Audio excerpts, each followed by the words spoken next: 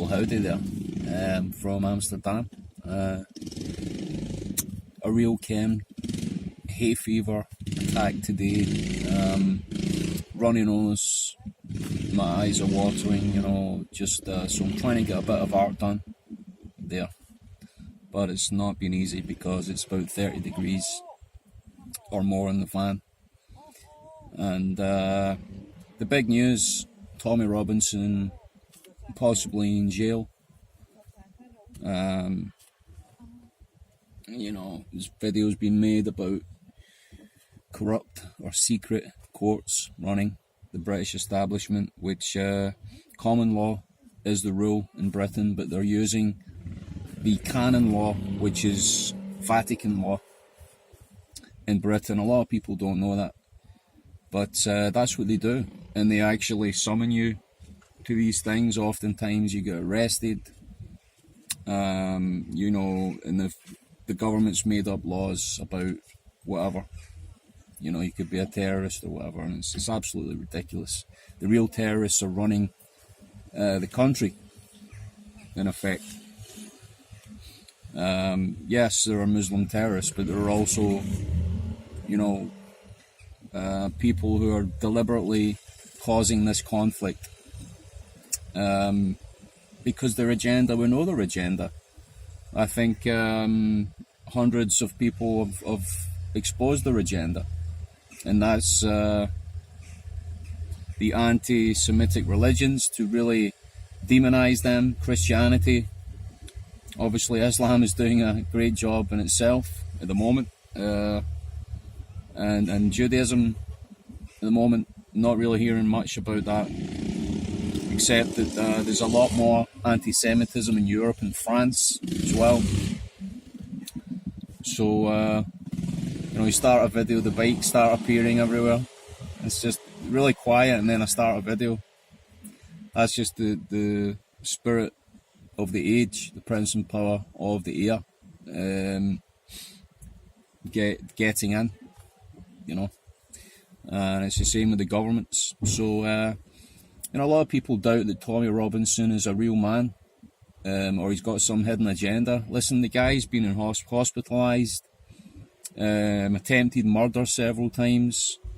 You cannot say that man has, he's elite or something. He's got a hidden agenda. No way. The guy is real. The things that's happened to him, the murders that are happening, is exposing them, putting pressure on, our police to do something. Otherwise, they wouldn't do anything, because mob rule is ruling in the United Kingdom, and that's the reason why I left. It's in Glasgow, it's been Catholics, Protestants for hundreds of years, and now we're getting real mob rule. See what that looks like now. Grooming gangs, major drug dealing, arms from North Africa, Albania, all these places, torture, rape. It's all going on, and nothing has been done about it. The establishment, the government, the local governments, mostly are Muslims, so they won't do anything against, what their own people are doing, and it's mob rule. Catholics get in, oh well, Catholics can do no wrong. Protestants get in, Protestants can do no wrong. Muslims get in, Muslims can do no wrong. I know that the present Labour leader is a communist. That'd be interesting. I mean, that's really what they want. That's what it pretty much is at the moment. It's pretty much communism. But if they get in, it'll be proper communism, which will be literally putting people in jail because of their beliefs. Not because of free speech, not because you've said something wrong. And the thought police is after you or something like that. It'll be literally coming after people, putting them in jail for believing in the Bible, for believing in the Quran, whatever it is. There'll be no freedom of religion when the communists get in. They never have freedom of religion. That's been known right throughout history. No freedom of religion under communism, and it's on a knife edge just now. If you think it's bad just now, elect a communist government, see what happens. You know, that'll be it. The end of free society as we know it, the end of the West as we know it.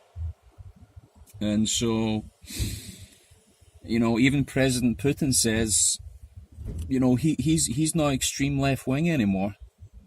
You know, I mean, I've never been to Russia. The World Cup is about to start in Russia, which is mostly going to be held in the European side, sort of towards Moscow, that area.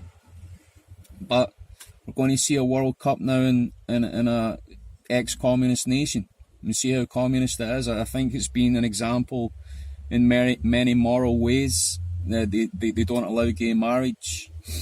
It's still disputed if they have a central bank. I think they do, but they were one of the last nations not to have one. Yes, President Putin has been to school in, Switzerland, but so has Kim Jong-un, so has a lot of other world leaders. Does that make them... You know, they probably are in the Illuminati, okay? They probably are in the elite, but at least they're standing up for righteousness and truth.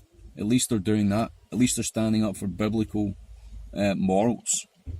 Nobody's saying if they're gay to go after them and throw them off a cliff somewhere, as the Muslims do. But condemn it for being a sin. Condemn it for being wrong. You know, it's anti-biblical. Okay? It's anti-biblical. It's anti-God. I mean, God judged Sodom and Gomorrah. God judged Sodom and Gomorrah with fire and brimstone. So, don't think we can sit back and say, well, we're just going to have this free society with gay marriage and with same-sex relationships and just allow it all. It is wrong. It is sinful. It's kind of like saying, well, you can have 10 wives. Well, you can marry a child. It's pretty much the same thing. It's immoral. It's not what the Bible teaches. Okay? I mean, there was Isaac, I think, that married a young girl. Disputably, when did he consummate that relationship? But, Muhammad took his son's wife. Muhammad cross-dressed. Muhammad committed adultery many times. Muhammad's first wife was a Roman Catholic. I mean, Muhammad did an awful lot of sin, even admitted that he sinned in the Quran. But it does say in the Quran that Jesus was perfect in his generation and did not sin. Muslims have got to understand that. They've got to consider who Jesus Christ is. And just turn to him. He's the Messiah, as the Quran says. The Surah of Imran, Surah 3. Isa, Jesus is the Messiah in the Quran. That means that he's the anointed one. There's no greater prophets who came after Jesus Christ. He's the Son of God. Mary was a virgin when no angel copulated. It was God who put Yeshua in Miriam's womb. He is the Son of the living God. And the Old Testament, Proverbs, many verses testify that God has a son from everlasting to everlasting. And he's called the first and the last in the Quran as well. Jesus Christ, Isa. These things are fact. Stop being spun around by this new world order into conflict, into thinking that your neighbour is your enemy. Your neighbour is not your enemy. Your neighbour is your brother. Your neighbour needs your help. There's Christians, Jews, and Muslims who need help in this world. If you need help, help them, man. Pray for your enemies, Jesus said. Because oftentimes, our enemies, we're about as much an enemy to God as our neighbour, because unless you repent of your sin and show mercy to each other, you're not going to obtain mercy. That's what Jesus taught. So I hope you enjoyed the video the other day. I was out at a beach town, a lovely resort town, about 10 miles from Amsterdam, just on the coast. It was quite difficult to get a parking space. I was exhausted by the time I got there.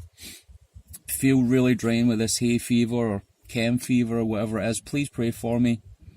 But at least we can upload videos at this shopping centre, so that's pretty good. And thanks for watching. May the Lord bless you. Shalom.